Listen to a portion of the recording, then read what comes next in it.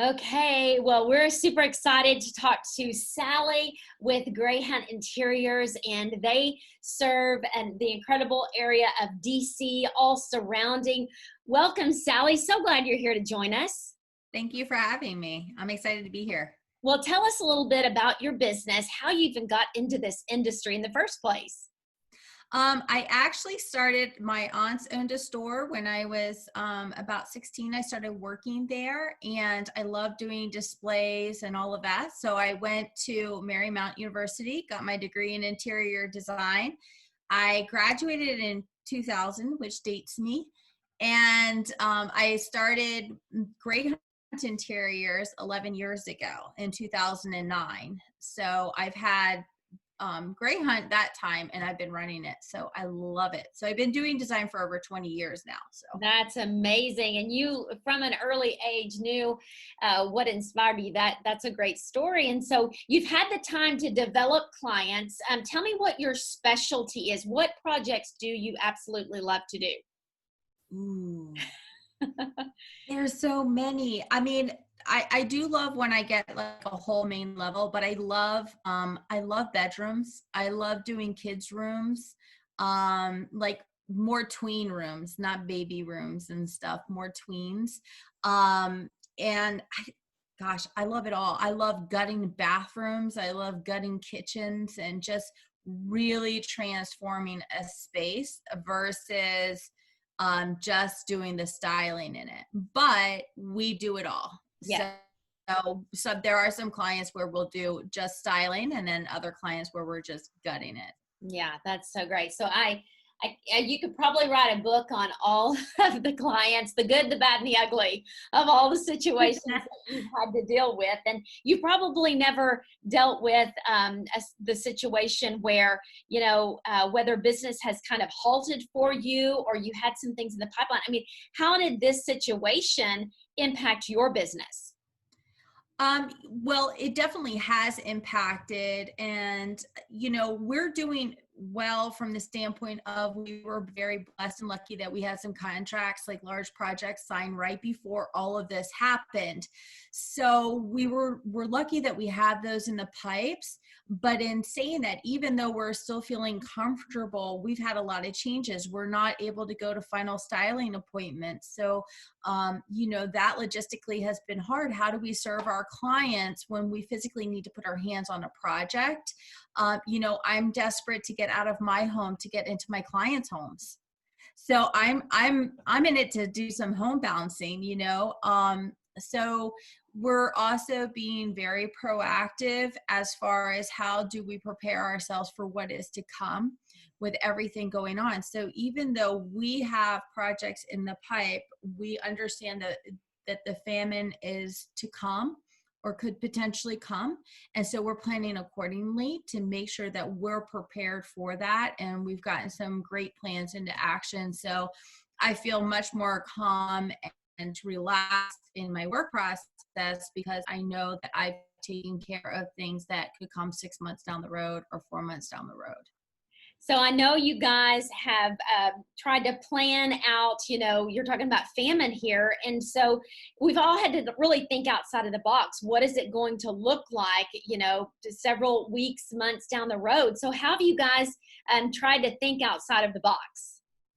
Well, we have been thinking out of the box, in the box, around the box, and all the angles of the box, and decorating it and wrapping it. So I think it's really important. I mean, there's some things that are, very obvious steps that you'd want to take, and some maybe not so much. One of the things is that we've invested more money into like PR and social media because we have a larger platform.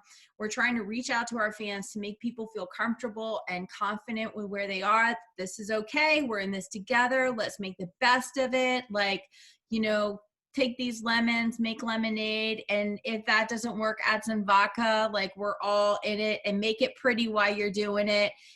Just have fun. We're doing like a coloring contest, which coming up soon. So we're trying to do all different things, posting ideas. We did the 19 winning ways for the COVID-19 challenge, and because when people feel good, we don't want them to go too deep into themselves emotionally, because since we're a luxury business, they're going to pull away from us. And so it's really important that we're like, it's okay. It's just like if it was a child, it's going to be okay. We need to constantly reassure so they're willing to keep taking steps forward. Yeah. So we don't want them to just sit down and be like, oh my gosh, I'm pulling back. I'm scared. I don't know what to do. So we're kind of keep pulling them out, keep exciting them. You know, we're putting out the best content we can put out there. We're constantly doing stories. We're trying to entertain. So that's just one part of our business, but that keeps them motivated into the design world and to what is going on too. And then also just constantly reiterating the fact that we are in our safe places. We are in our havens. This is our retreat. If ever there was a time for people to understand how important your home environment is to the psychology of how you live, this is it. And so we may come out of this so busy we don't know what to do with ourselves. Like, I just spoke with my contractor a couple hours ago, and I said, you know, I think that this is going to be like the horse races where they're all behind the gates go up and everybody goes running. And I said, and they're all running to, you know, do projects and do house renovations and all of those kinds of things, because they're like, if I'm ever stuck in home again, I want it to be this. If there's a second round of COVID, I want it to be this, you know. So I do think that we are going to be okay, but then we also have, it's almost like the 50% of people who are out there working and making money, you're either bogged down with work right now, or you don't have anything. There's not a lot of middle ground here for people. So I find like the people who have work are like, I've never worked so hard in my life, you know, and then the people who don't are like, I don't know what to do. So we're going to lose part of our clientele market. So we have to see what can we do to appeal to them, to make ourselves maybe more reasonable to them, or to find a way to still reach them. And then also targeting that audience who is still cashing in and stuck in their homes and want to make some changes. So we're doing that. And then the things that are like in the box of what everybody should be doing is I went and I got a home equity line of credit on my house. I got a business line of credit on the business, which I've never done either of those before, but I'm lucky. I have, you know, great credit, and I just went down there and I got it done. I applied for the CARE Act to pay my employees, so hopefully I'll get that. So we did all of these provisions. Now, hopefully with the business line of credits and the HELOC, I won't ever have to use them, but I know that they're there to float my business if in 6 months, you know, things aren't going well, because it takes a lot to run a business. I have, you know, 5 employees. And so it's a lot, you know. I want to be able to make sure that I can pay them and myself and take care of my family. So, you know, that's really important. So that's something in the box. Yes. The other thing that is in the box that, you know, people are really hearing a lot about is how to switch it to a virtual. Right. So that is something that's also an investment for us. We have always done e-decor. Since we opened our doors, we've always done e-decor, but it's not as easy accessed. So what we're working on is refining it to make it easier to a lot more people, to make it more user friendly.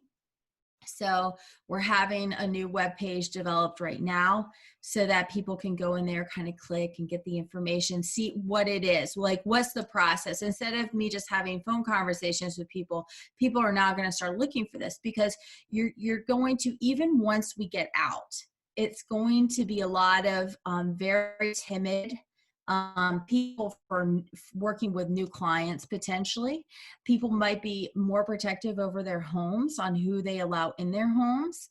You're going to have, you know, people feel very nervous. And it's so funny because we weren't like this with the flu, strep throat, you know, anything, pneumonia. Like we're like, oh, you got pneumonia. That's too bad. Oh, feel better. And we touch them on the back. Feel better. You know, now we're like, you've got COVID. You know, so everybody's going to be very different with how they react to it. So we want to make sure that we can still help those people. So my recommendation would be working on refining your systems while you have downtime, really cleaning up. Is this, when you come out of this, do you want to charge more? Do you want to charge less? Do you want to stay the same? Can you perfect your system? Can you streamline it? Where can you cut corners? Those are all really good tips to take the opportunity to kind of do that back end filing that we don't normally get to do, revise your contracts, refresh them. We might need to say something. You may need to update all your contracts that have like a COVID clause. Like, due to COVID, things may be delayed or backed up, or, this may make our minds more aware of things that we should probably have included.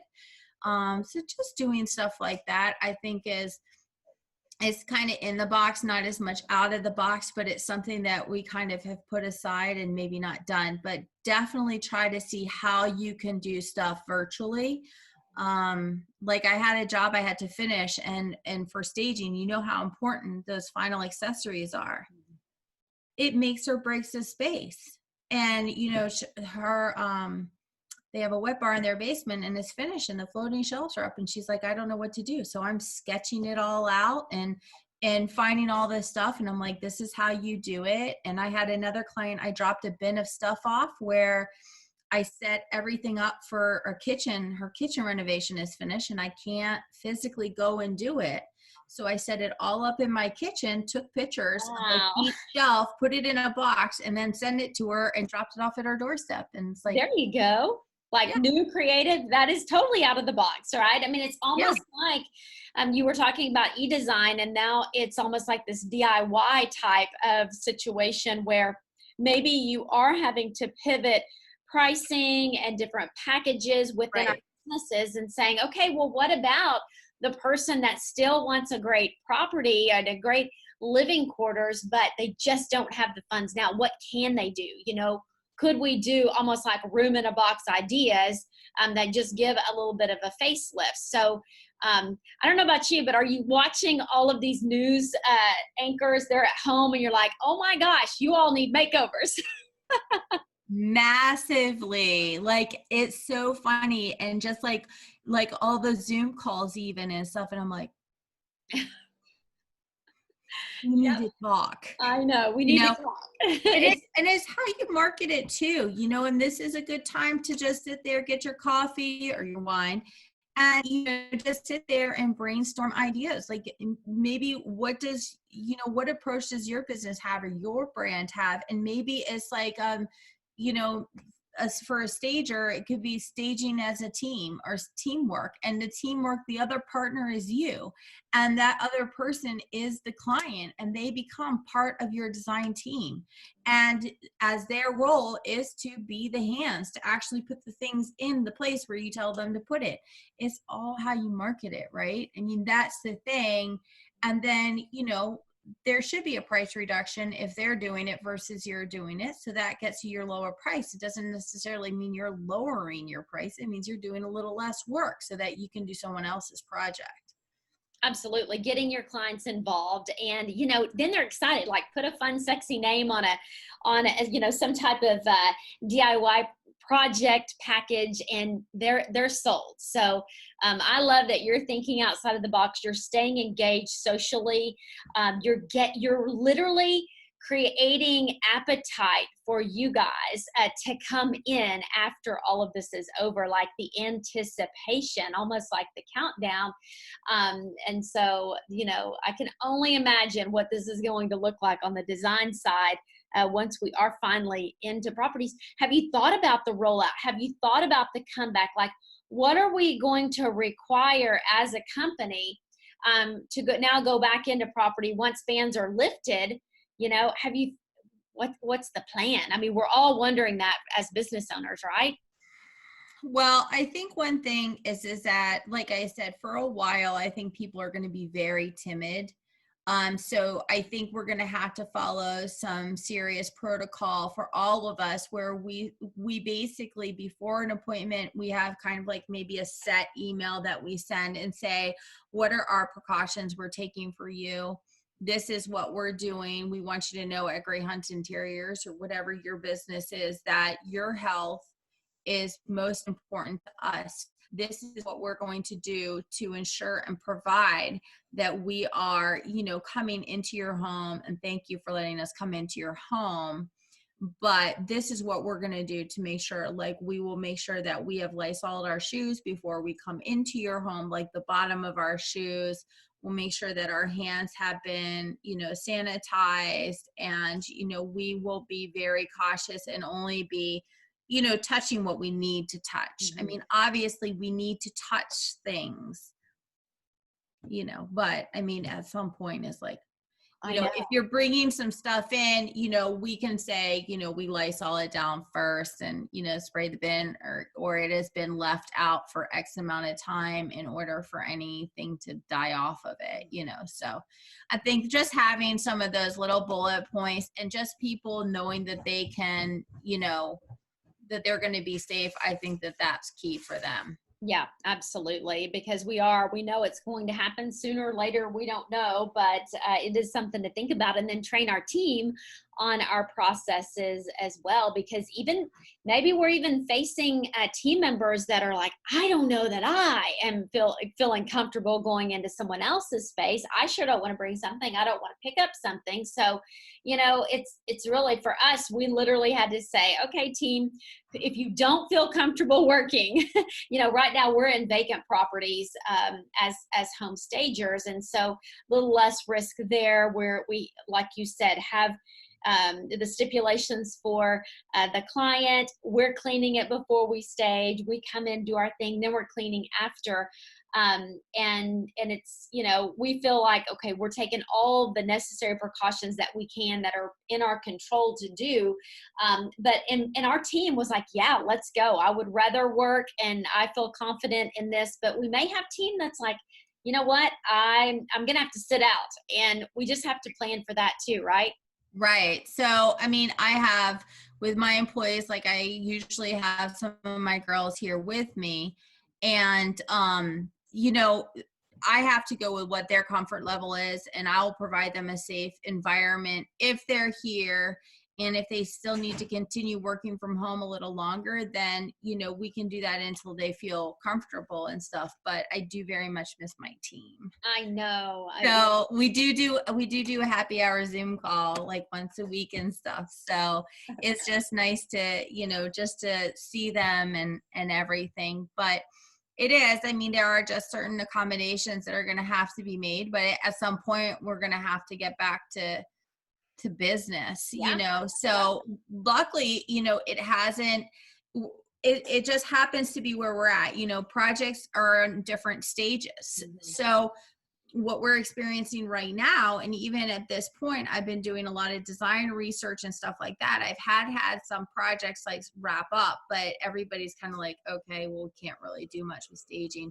I've had a few orders not be able to come in, nothing really major. But in a month to 6 weeks, I might be in a very different situation than what I'm at right now, because I'm at the point where it's like, I've got to get in that house. Like, I've got to either get a particular measurement, or I've got to get, things like that, and meet with my clients to go over stuff in person. So it will be interesting. I think it's like different seasons of the timing with this, but I'm optimistic that we only have a few more months of this, and then when we get into our busiest season, which is the fall, then we should be full steam ahead, and then we'll be wishing we were home resting.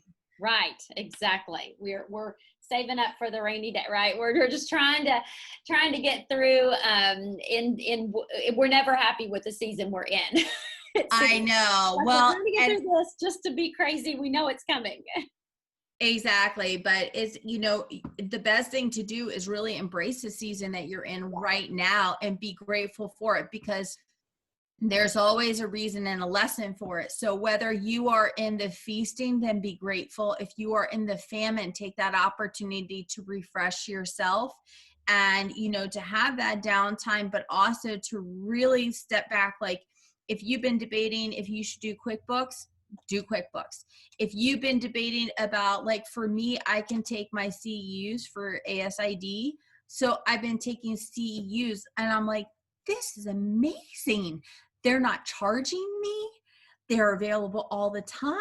Like, I'm just like over the moon that I don't have to drive an hour away, pay a fee, and do all of this. And I can get my continued Yeah. education And credit. hopefully some of that will stick, right? I mean, hopefully we will be able to even, CE classes, you're right. Like we're be able to teach those online now. And we would have never pivoted to that. And it's just such a great thing. So we'll take the wins, right? Exactly. Is, you know what? And it's like, it really makes you cherish the time being in person more. Mhm. And I think that we have to make sure we don't lose that by getting too wrapped up into the virtual. I think we need to still remember the virtual now plays a bigger role, and Zoom calls and all of this, it has a bigger role, but don't forget the champagne of life is with one another. There you go. You know, we have to still be together. So we don't want to beef it up so much of the virtual that this is far superior. It is never far superior than to be with somebody and to read the body language and to be in the atmosphere. That's the good stuff, you know. Yes. So we want to make sure that we still make that cherished. But I think it's like, hey, but while we're here, let's rock this out too, you know. There you go. There you go.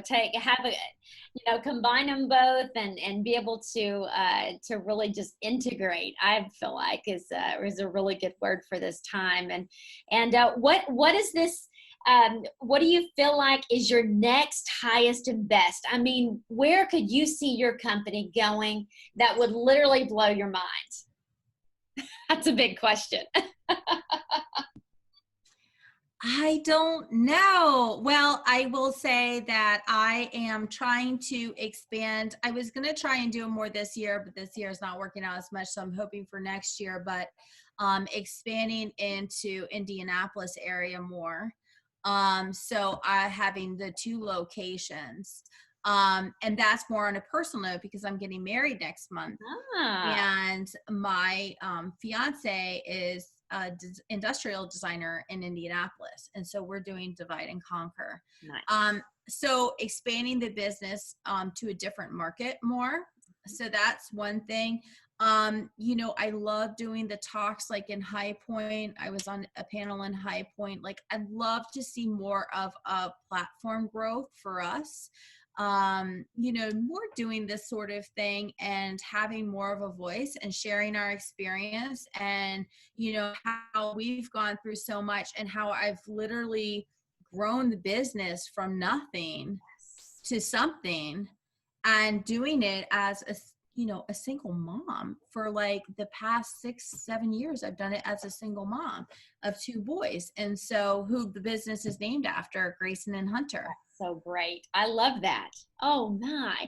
Yeah, just, inspiring entrepreneurs. I mean, most of our industry is a good 90% women and, starting out of your home, taking a passion or some type of creativity to now make it literally a business and something out of nothing. And then being responsible for other people, clients, all of the things that we have to juggle as business owners.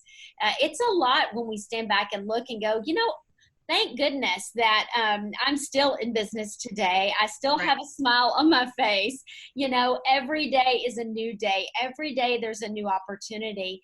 And to pour back into others that haven't arrived maybe yet, and you believe it for them when they can't even see it, right? If people told us where we'd be today, it would be I would have never believed it. And it's, this is something I always say. I say, I want to help everybody get to the top. And if the top isn't big enough, we'll make it room for more.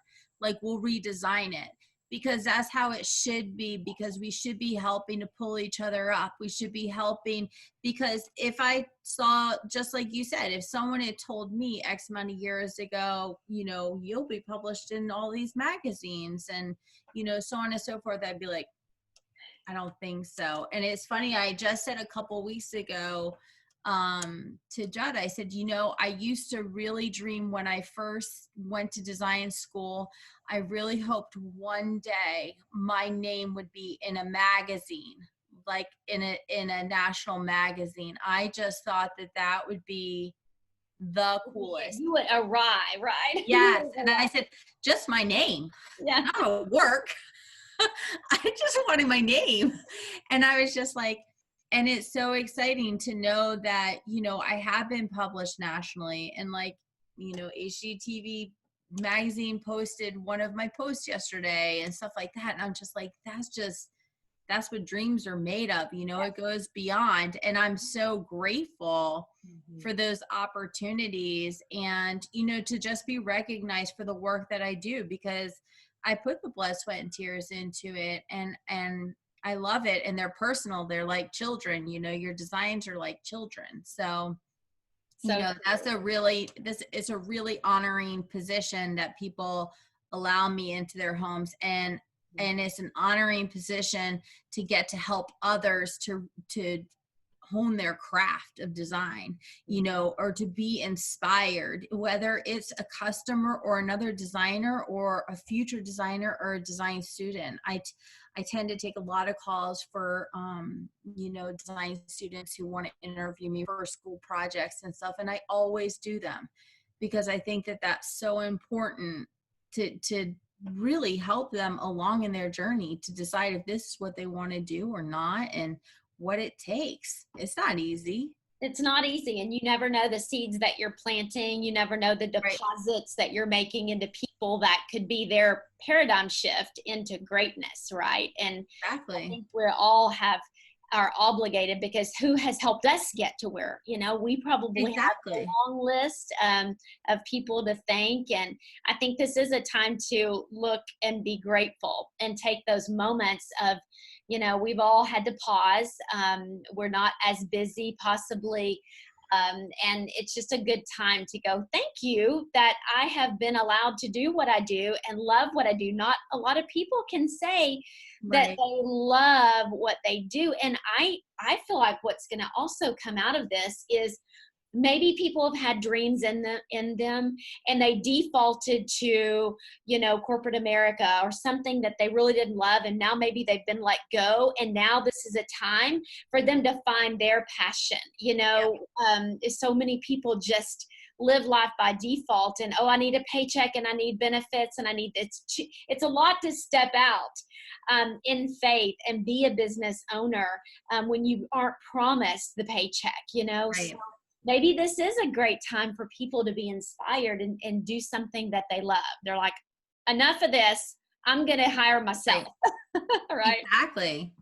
And it's funny that you said, you know, it is so true about being grateful right now, because I actually had thought yesterday, I was like, okay, when I can slow down a little bit I've got a couple projects and they're all lined up at the same time. So I'm a little crazy right now, but I was like, I want to sit down and hand write to some of my clients and snail mail them a letter to just say, I just wanted to do a check-in, make sure you and your family are okay, and let you know that I'm thinking about you, and I can't wait until, you know, I can leave my home to come to yours. Yeah.